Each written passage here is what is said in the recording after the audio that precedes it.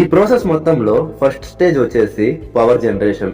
Power generation అనేది వినడానికి చాలా టెక్నికల్ గా అనిపిస్తుంది, కానీ నిజంగా చెప్పాలంటే కాన్సెప్ట్ మాత్రం చాలా సింపుల్. పవర్ ప్లాంట్ లో అసలు మ్యాజిక్ ఏంటంటే ఎనర్జీని రొటేషన్ గా మార్చడం, రొటేషన్ ని ఎలక్ట్రిసిటీగా మార్చడం. థర్మల్ పవర్ ప్లాంట్ ని తీసుకుంటే ఇక్కడ కోల్, గ్యాస్ లేదా ఆయిల్ లాంటి ఫ్యూల్స్ ని బర్న్ చేస్తారు.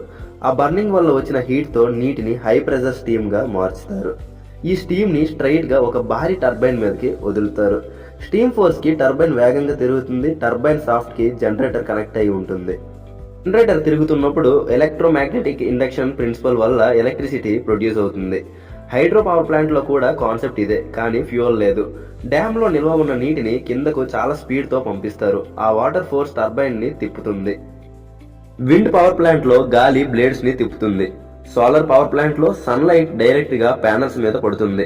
ప్యానల్స్ లో ఎలక్ట్రాన్స్ మూవ్ అవుతాయి. అక్కడే ఎలక్ట్రిసిటీ జనరేట్ అవుతుంది. ఈ మొత్తం పవర్ ప్లాంట్ లో ఒక కామన్ పాయింట్ ఏంటంటే ఏదో ఒక ఎనర్జీ రూపాన్ని మెకానికల్ రొటేషన్ గా మార్చి ఆ రొటేషన్ ని జనరేటర్ లో ఉపయోగించి 11 kV ఎలక్ట్రిసిటీ తయారు చేస్తారు. ఇక్కడ పవర్ ప్లాంట్స్ లో జనరేట్ అయ్యే ఎలక్ట్రిసిటీ సాధారణంగా 11 kV వోల్టేజ్ లో ఉంటుంది. కానీ ఈ కరెంట్ డైరెక్ట్ గా మన ఇంటికి రావడానికి చాలా స్టేజెస్ ఉన్నాయి.